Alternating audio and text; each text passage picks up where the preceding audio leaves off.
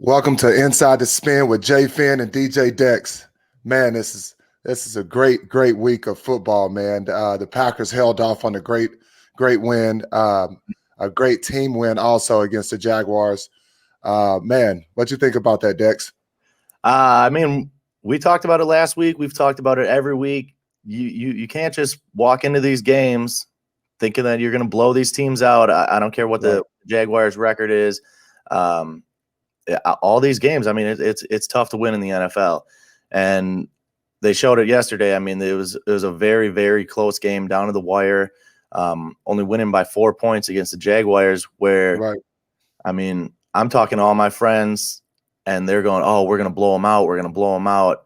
My buddy Eddie Saturday was like, "Hey, we're gonna kill the Jaguars. They're bad." I'm like, that's not how it works, man. Like this is the NFL, man. They're all professionals for a reason.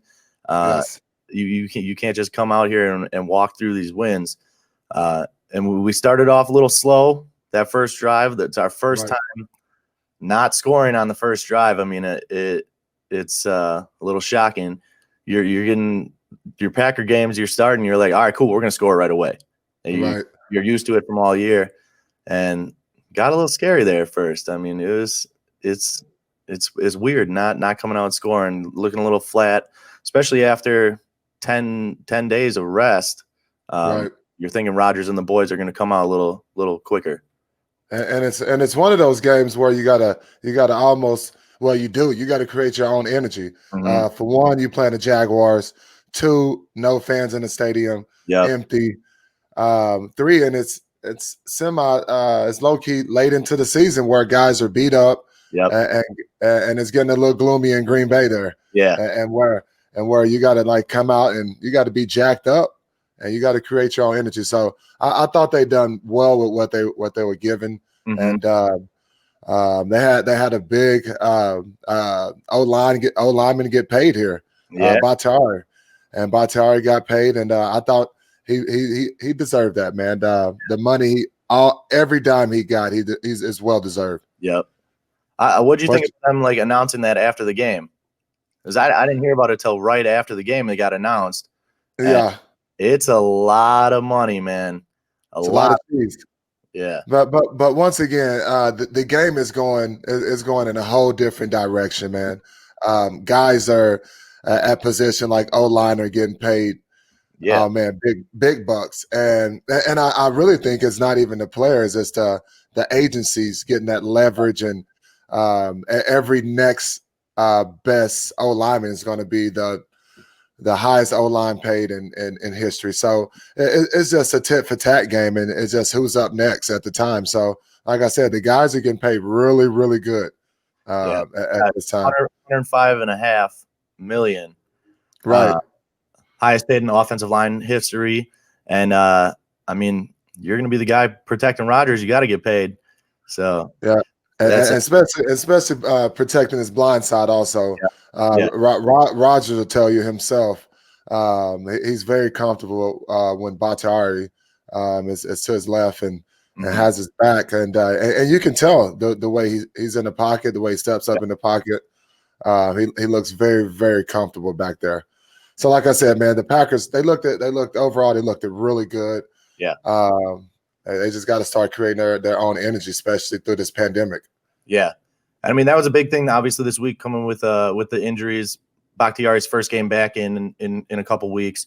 We thought last week that we would have Lazard back this game, and they kept him out this week. I didn't know if there was kind of a thing what we talked about with Aaron Jones, how they kept Jones out for Minnesota. Thinking, hey, we should be able to beat them. Let's give them an extra week. Where I thought Lazard would be back this week, and then they kept him out. So I was like, oh, maybe they're just thinking, hey, give him an extra week. We don't need him against the Jaguars. But obviously, it showed could use all the help that you can get. Rodgers still showed out. But what do you think about that? Oh man, I think the injury aspect of the game is I think the medical staff, the coaching staff, the guys upstairs, they're looking at it longevity. Once again, it's not a sprint; it's a marathon. Yeah. Especially in the National Football League. that you got to save your best guys for that 4-quarter season. Yeah. And that's when you're going to need them guys. And what's crazy is, I'm gonna get off topic here, is I was looking at the Buccaneers game and just looking at how Tom Brady set himself up, how he it's amazing how the guy gets everybody around him to play for him. And we was talking last night. I was like, man, don't tell me Tom Brady is about to win another Super Bowl. Yesterday he got your boy Antonio Brown involved. But once again, it's in the playoffs, it's going to be all old school quarterbacks. It's going to be Tom Brady, Aaron Rodgers, if Breeze is healthy. So it's just awesome to see guys at that age do well. That's the thing that I always marvel at with like Tom Brady, is the fact that, one, they just put the weapons around him. I mean, you look at the Buccaneers team, and we talked about it week after week, and especially now with Antonio Brown on the team. I mean, you look at them on paper, and it is insane. The players, the talent that they have. And Rodgers, it's never. I mean, going into trade deadline, you think we're going to get another receiver like Fuller. Packers don't do anything, and then it's like every single week after, or year after year, they never go out and like pick up these free agents, trade for any of these players. I mean, I've seen the stat a couple times this year. He's only thrown 3 touchdowns in his entire career to first-round draft picks. Wow, and that goes to tell you, man. Packers do everything the Packer way, and obviously they knew Bakhtiari was going to get paid what he got paid. So that money obviously went to Bakhtiari, and you couldn't go get a high dollar receiver at the time. So I kind of respect it, because the Packers, they like to keep it in house, and the guys that they love and care about. And it's a family, man. Once a Packer, always a Packer. I mean, so that's one thing I like about it. They're still winning. They're still making it far. I mean, NFC Championship last year, but everyone wants that Super Bowl. I mean, if for Packers fans, it's like every year, start of the year. I mean, obviously, me being in Wisconsin, that's all that gets talked about. Start of the year, it's like, all right, we're going to the Super Bowl. And if you don't, then it's like the whole season is a failure, which is crazy, because it's so hard to win a Super Bowl that you'd think like, damn, we went to the NFC Championship. Like, that's pretty damn good. Pretty good. But at the end of the day, once, like I said, Packer fans, they ride or die, man. They bleed that green and yellow. So I don't blame them. And they set the bar pretty high there in Wisconsin for sure. Absolutely. But I got a good take for you. But I think in my heart, Green Bay's waiting for Love to come, and they're gonna flood the market with receivers. They're gonna go get weapons after weapons after weapons. So, I think they're holding it back for Love, because from what I see in college, whatever, I just don't think Love has the arm ability that 12 has. But sitting behind 12 like 12 did Favre is going to help Love a lot. For sure, 100%. How much realistically do you think Rodgers? How many years you got left in him? I got 3 to 4 good solid years where he's going to get something out of it. But 12 take care of his body pretty well. So I think Love's going to get like that good quality time behind him, where he's going to learn a lot, get a ton of experience, and save his body for the long haul. And like I said, Packers going to get all the weapons Love can handle. When 12 hangs it up. How do you think Aaron is in the locker room with Love? You think he's helping him a lot, or kind of standoffish, or what do you think he's like in the locker room? Younger guy. No. I think he's helping the guy out. Aaron is a jokester. He's a comic guy. He like to play around. So I think that quarterback room is pretty animated. He's keeping it upbeat for sure. If I know 12 right, and I think Love is, like I said, he's the highest paid backup quarterback in the NFL by a long shot. You know what I mean? So it's not. I hope he's not thinking negative about it, because I'll take that job in a minute. That's what I'm saying. I mean, if I'm the backup quarterback, that's the guy I want to learn from. I mean, you're sitting behind one of the greatest of all time, learning every single day, whether practice, in game, being able to watch him do everything. I mean, those are the guys that you want to learn from, and he's going to benefit from it very, very well. And I know it's hard. Obviously, you want to be playing, but I mean, as a rookie, if you're sitting here watching 12, right, that doesn't get any better. Right. I say get your popcorn. Just chill out. Put your headsets on, and just cross your feet and chill. Hang out a second. Put one of them big puffy jackets on the Green Bay and endure that cold. But hey, you're good, man. You're good. But yeah, I mean, going back to the game, starting off slow, second quarter, pick it up, and Rodgers puts a dime to MVS. I mean, he's starting to click with him. I mean, a lot of people get a little bit bad energy for MVS. He gets a couple drops. I mean, you're looking online. He might be starting to get into his own head almost with these drops. But I mean, that's 2 weeks in a row with big plays, and you need somebody like that to stretch the field. Yes, so it opens up Devontae. But I mean, that 78-yarder, he put the burners on, and he did. Yeah.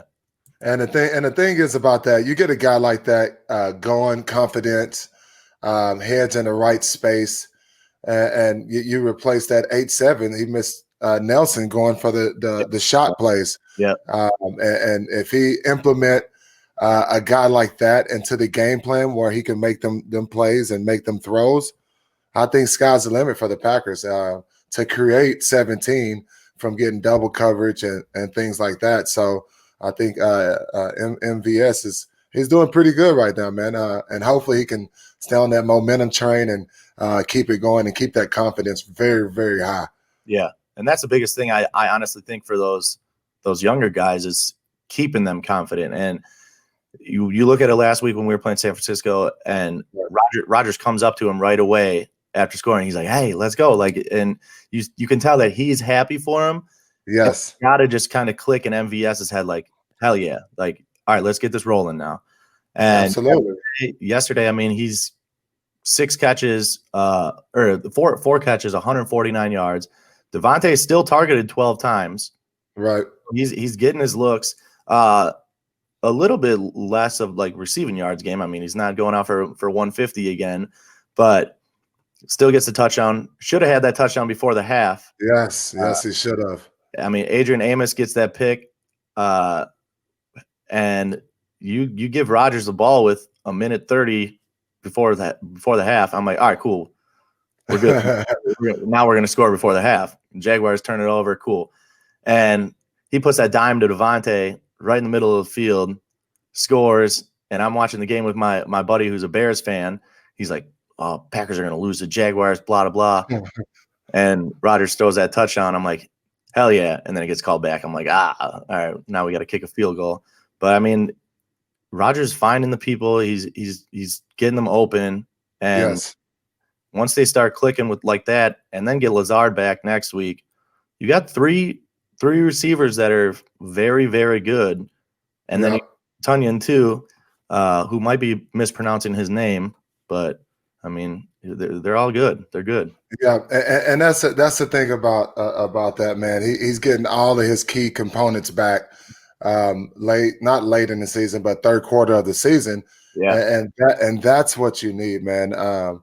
And Tunyon was out this past game, and man, it's just guys has got the thing is for championships and getting to the promised land is staying injury free. Yeah, keeping all your limbs in one piece. But at the end of the day, it is a National Football League once again, and it's very tough. Very tough. I mean, I feel like every year Packers always have to deal with they're just riddled with injuries. And this year it's like, all right, cool. Like for the most part, we got a healthy team right now. Like, which is a big deal. I mean, especially like you said, coming down to this third quarter of the season. We're going to need everything that we can get and get all the help around Rodgers in that offense. And we're going to need the defense to show up. I know they did on that very last drive. And then obviously with Amos getting that pick, but for the most part, I mean, we haven't heard a lot from the defensive side of the right. And the thing is, man, like you got a key guy like Alexander out, especially with the energy, just that dog in him. It brings a lot to the defense. It gets some guys all cranked up, hyped up, ready to go. So missing a leader like that on defense can deflate a defense for sure. Yeah, and with him and Kevin King out, I mean, you were thinking Jaguars are going to take shots with two backup corners playing, but they did all right. Obviously, holding somebody to 20 points is still all right, but you got Luton going 35 passes. But I mean, defense held up pretty decently. That last drive, I was kind of laughing, just like end of the game. You're a little worried, and okay, Jaguars score, we might lose this game. They just had 3 straight just garbage plays where it was kind of just like Luton's just running around with his head cut off. 2 back-to-back sacks, and then the last play he's literally just running around crazy, like doesn't know what he's doing. So end up pulling out the W. It was a that's all that matters. That's all that matters at the end of the day in the National Football League. Yep. If you bring home the W. Yeah.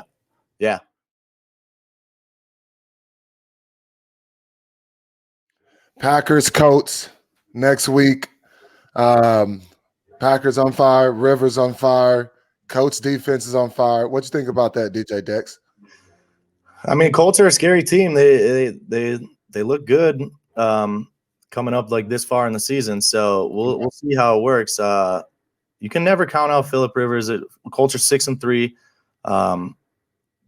and he's been balling. I mean, picking him up after leaving the Chargers, not really sure where he can go. He ends up finding a home in Indianapolis, and he's been looking good. Still talking all the trash that he does, but I mean, we'll see. He's a fiery guy, and with the Colts and their defense, you got Jonathan Taylor running the ball.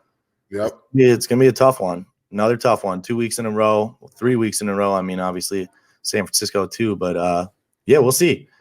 We'll see, and we need all these wins that we can get separated from the division, hold that lead. We're going to see Bears-Vikings tonight, so hopefully we can get the Vikings to get a win, kind of drop the Bears down a little bit more, but we'll see. Those are going to be tough games. What do you think about that? Man, I'm excited actually, especially to see 2 veteran quarterbacks go at it, especially Rivers. He talked that junk a little bit. He's a firecracker, tons of energy once again, and it's going to be a game to watch. It's going to be one of those games where, like I said last week, it ain't going to be a game where you have to create your energy. Mm-hmm. You should get up naturally for these type of games here. Very competitive, very young. As besides quarterback, very young coach team also. So. Them guys going to be flying around on that defense. So 12 is going to have to pick his battles. If he ain't got it deep, dump it off and take the hits off of him because this is a game where he has to get the ball out quick. And or if not, you'll see 12 on his back a ton this week against the Colts. Which we can't see. I mean, that's never going to be a good thing. So hopefully we can get the running game going a little bit. Get Aaron Jones, Jamal, some of them just into the mix a little bit more, and come out with another big one. I mean, if we can get going through week 11, going 8-2, yep, you're looking good, man. You're looking good. Where my dogs at? We right here, dog. Where my dogs at? We right here, dog. Where my dogs at? We right here, dog. Dogs of the week. What you got for the dogs of the week, DJ Dex? Man, we put a couple kickers on here this week. We had Prater with the Lions kicking a 59-yarder for the game winner, and that's far. He got a wooden foot. He got a wooden leg. He put a boot to that thing. How far of a field goal you think you can kick? Not too far, man. It's tough to kick a field goal, man. Yeah. Because it is, especially with the NFL football, that thing is thick, hard. So you got to really put a boot to it. You put me on a football field right now, I'm not making an extra point. I think you give me 10 shots to kick an extra point. I don't think I'm making one. And even if they put $1 million on it, man, you better get your mind right. I might just straight toe ball it. So I'm go straight ahead with it. Oh yeah. Kicking field goals is hard. I mean, we had Prater with a 59-yarder, and then Myers for the Rams kicked a 61-yarder yesterday. Yes, those are two big kicks. But then our next dog got to keep it with one of the Packers, MVS, like we said, 2 weeks straight with some big plays at a 78-yard catch. And that's huge play. Oh yeah, that's how just getting him in there, getting him confident, and stretching this field, man, making these big plays. Funny part about that play was that ref getting taken out. Yes, I saw. He just went flying. Yeah, that what the hell did he come from? That DB, the ref got in the way, and the DB just pushed him out of the way. I was like, oh, that poor ref, man. He just got thrown away. So I mean, hopefully, he got an insurance policy. Oh yeah, he was carrying that play, but yeah, that was a big one. That's our second dog, and then Ronald Jones, man, for the Buccaneers, took one 98 yards to the house, to the crib. Yeah, and that was huge. He's gonna need the air tanks after that one, man. Get a little airflow pumping. But I saw him on the sideline. His mouth was just formed like a tunnel. It's just like he was sucking air. Oh yeah, for sure. I mean, they caught one of the DBs caught up to him, and then took a little dive, and you could tell he's like he's pulling one of the things where he's looking up at the jumbotron to see who's behind him. Oh yeah. And then like right when he jumped, he kind of like hopped up to a little high step, which I always think is funny when guys are on like big plays like that. You can just see they're just looking straight up at the jumbotron, like, all right, who's behind me? Who's behind me? Who's so time to speed up. Yep. But no, that was a heck of a run. Big momentum change in the Buccaneers game also. Absolutely. Yeah. I know you said you were watching that one, so it was that's a big time play. And huge. Then our last play, we'll pull it up here. Right here. This one we got Buffalo is winning this whole game, man. I turned this game off because I thought it was over. And Kyler Murray just man. Triple coverage, DeAndre Hopkins, and that's why you go out and get that. And you know Deshaun Watson is watching this game at home just sick. Like, you guys sick. You took my boy away from me. And that's I mean, look at this play. Boy, that thing stuck to his glove. Goes up and just high points it between three Bills defenders. Wow. Man. Hey, what you say Kyler Murray said on IG or social media? He tweeted after the game, like right after. He must have got to the locker room, grabbed his phone, and right after, and he tweeted, "Shit, hop down there somewhere." And you know that I was cracking up because I'm like, you know exactly that's what he's thinking when he's rolling out. He's like, fuck it. He's like, Hopkins down there somewhere. I'm just gonna chuck it up. Throws that. I mean, game winner. Fans are sick. And I just still, man, every time I watch the Cardinals, I'm like, I don't know what on earth the Texans were thinking getting rid of him. Like, what? Yeah. I don't know how you get rid of a top receiver like that. It's called dinero, dollars. Yeah. If it don't make sense, it can't match up. Kyler's looking good. Kyler and those Cardinals are looking good. I mean, a couple big wins. I mean, beating the Seahawks, now beating the Bills. So they're coming out against these top teams and finding a way to win, whether it's on a Hail Mary or whatever it is. So, and that's what it's all about at the end of the day. National Football League is finding a way to win, finding a way to just make it happen. And the Cardinals did that, and they are playing amazing football also. And man, appreciate that, Dex, for the Dogs of the Week. Yeah, absolutely, man. Thank you, man. What's up on your Badgers? Tell me about your Badgers. They're back, man. It's tough in the Big Ten right now. Ohio State had their game canceled. There was all over college this week. There was probably, I think, of the top 25 games, there was like 8 games canceled, something like that. Just an insane amount of games, which isn't good. And especially in this Big Ten shortened season where you're only playing those conference games, you need every single game. And now with Ohio State losing that game, for me, the first thing that comes into my head is like, damn, does that hurt your playoff chances? Because now the playoff committee is going to look and be like, all right, cool. Now you've only played 7 games. Right. Where now the Badgers are only going to play 6 because they already missed 2. Ohio State's only missing this 1 as of now. But yeah, for me, it's like the Badgers, after missing the 2 games, it's like, damn, like it's basically like a useless season because there's no way that they are going to get put into the playoffs at 6-0 or 7-0 if they play the Big Ten championship game. So right now it's almost like, okay, you're playing to get these players recognized, and they're playing to get their name out there to go prove that they can play at the next level. And it was a bad game for Michigan. I don't know what they're going to do with Harbaugh. I mean, he's got to be getting fired. Hey, they didn't give him a ton of get by free cards. I can tell you that. I don't get it. I mean, it's not Michigan. Not working. It's not Michigan standards. I mean, they're a very, very, very top tier program. Yes.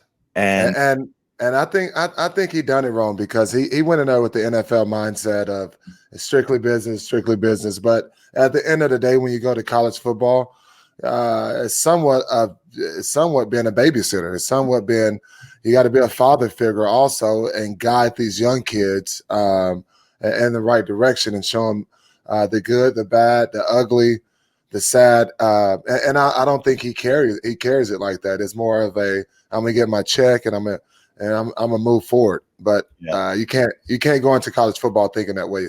You got to go in there being a father figure. Yeah, they got their asses whooped. I mean, they got their ass handed to them. Yeah, and Wisconsin looked good. So for me, it was a great game. I mean, I'm watching. I'm like, damn, like you guys are gonna stop scoring or what? Like, getting blown out. But next week's gonna be good. You got the top teams on both sides, the East and the West of the conference. Ohio State plays Indiana, who's undefeated this year. It's kind of like flip flopped. Penn State lost every single game. After starting the season, I think they were ranked like 8th to start the season. And you got Clifford, who was like supposed to be a very, very good quarterback, getting benched. He shit down his leg for sure. Yeah, and Penn State's at the bottom of the bracket now for Big Ten. But now we got Wisconsin playing Northwestern, who's also undefeated, which I don't know when the last time they've been like winning games. So next week should be good for the Big Ten with the 2 top matchups. We'll see. I mean, you get to I really like watching this Ohio State team. Fields is a stud, and he's a stud. Yeah, it's crazy, man. These kids. I'm excited to see what that kid's going to do in the long run and see how his career going to pan out. Yeah, because once again, he's a heck of a quarterback. Absolutely. Yeah, and they just keep bringing in just prospect after prospect. I mean, Ohio State's they're a tough team to beat. And we'll see. I mean, down the line, hopefully that's that Big Ten championship matchup, and hopefully Graham Mertz can just keep it rolling for Wisconsin, and we just win and we do all we can. That's all you can do in this shortened Big Ten season is just play your part, get these wins while you can, and then see how it pans out with the playoff committee. So we'll see. That's been whole 2020, DJ Dex. Let's talk about talk about my Longhorns and how them guys are playing, how these guys are looking. They're looking really, really good. Mm-hmm. They got I call them trap games, especially when you got to go down to Kansas, playing the cold, play against a team that's not playing so well this year. Yeah, and going down to that city, it's one of those games where I was talking about the Packers, and it's very, very hard for a college player to do that because you're not getting paid. Yeah, I mean, this is just a scholarship. You just got to do it out the love of the game. So my Longhorns are going to have to go out and create their own energy against Kansas and get them guys on their heels and keep them guys playing terrible football. Yeah. Don't go out and let them guys get momentum on their season by beating them and putting them in the dumps. But what you think about your Badgers and the Packers, and let's touch on all of that.